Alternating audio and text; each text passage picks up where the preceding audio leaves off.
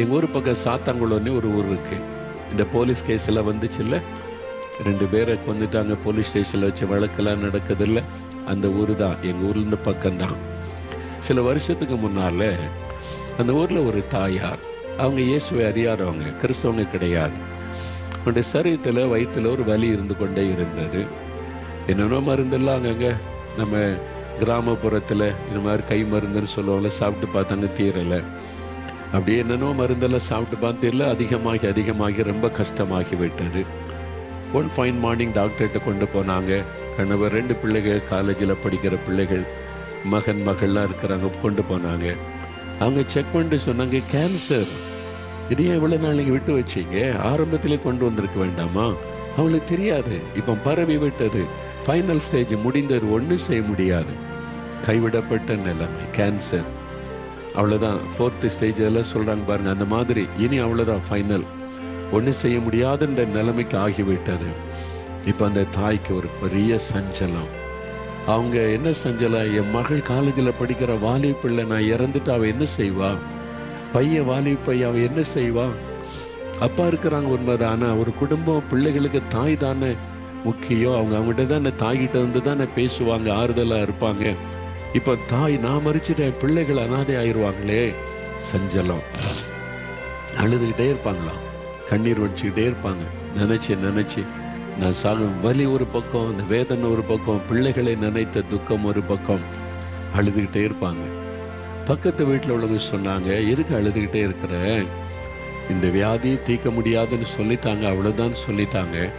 இந்த 4 மாவடியில் ஒரு ஜெபம் நடக்குதான். கடைசி சனிக்கிழமை ஜெபம் பண்ணுறாங்களாம், பிரார்த்தனை பண்ணுறாங்களாம். இயேசு நிறைய பேருக்கு அற்புதம் செய்கிறாராம். நீ வேணா அங்கே போ, அங்கே போயிட்டு வா அப்படின்னு சொன்னாங்க. நான் கடவுளெல்லாம் பார்த்தாச்சு, எத்தனை கடவுளை வேண்டியாச்சு, சின்ன வயசுலேருந்து பக்தியாக தானே வேண்டினேன், ஒருத்தரும் பதில் சொல்லலையே.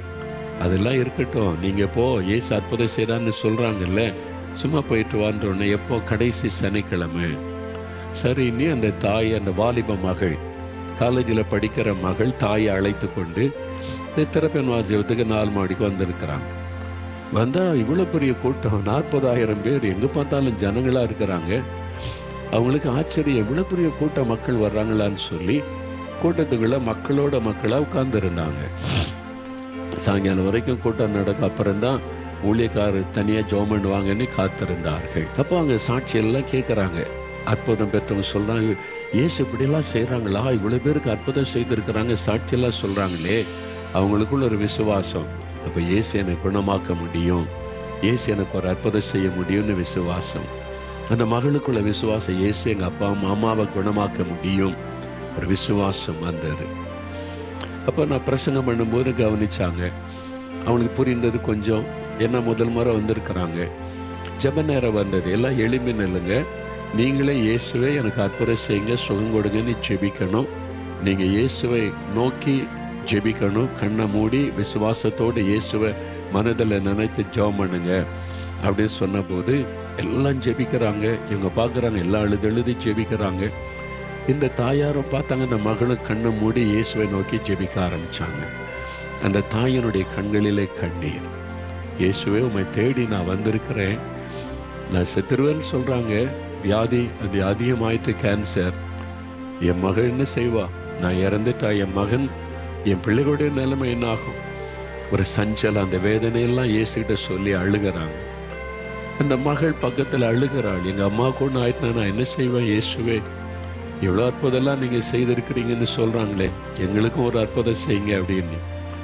உண்மையாக சின்சியராக அவங்க ஜெபிச்சாங்க. என்ன நடந்தது தெரியுமா? சில மாதம் கழித்து அந்த தாயும் மகளும் மேடையில் வந்து சாட்சி சொன்னாங்க. அந்த தாயை நிறுத்தி அந்த மகளே சாட்சி சொன்னாள்.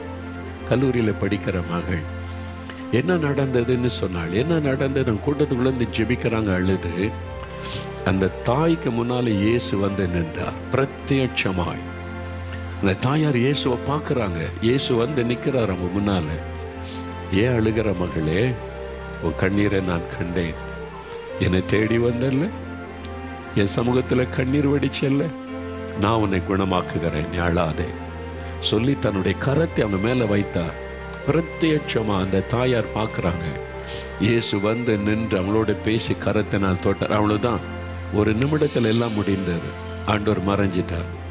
உடனே வலியெல்லாம் மாறிவிட்டது. சரீரத்தில் இந்த வலி வேதனை எல்லாம் போய்விட்டது. சரீரத்தில் உடனே மாற்றம், அற்புத சுகம். போய் செக் பண்ணி பார்த்தா நோ கேன்சர், கேன்சர் ஃப்ரீ. அவங்க வந்து தாயும் மகளும் மேடையில் வந்து சாட்சி சொல்லி இயேசுவுக்கு நன்றி சொன்னாங்க. பாருங்க, இதாங்க இயேசு. இந்த இயேசுவை தான் நாங்கள் சொல்லுகிறோம். அவ்வளவுதான். இந்த இயேசு இன்றைக்கு உங்கள் வீட்டுக்கு வந்திருக்கிறார், உங்கள் பக்கத்தில் நிற்கிறார். இயேசுவை எனக்கும் ஒரு அற்புதம் செய்யுங்க, என்னுடைய துக்கத்தை நீங்கள் சந்தோஷமாக மாற்றுங்க, எனக்கும் ஒரு அற்புதம் செய்து என்னை சந்தோஷப்படுத்துங்க, இது என்னை துக்கப்படுத்திக்கிட்டே இருக்குது. நீங்கள் வேண்டுதல் செய்து பாருங்கள். விசுவாசத்தோடு ஜெபிச்சிங்கன்னா இயேசு இன்றைக்கு அற்புதம் செய்திருவார்.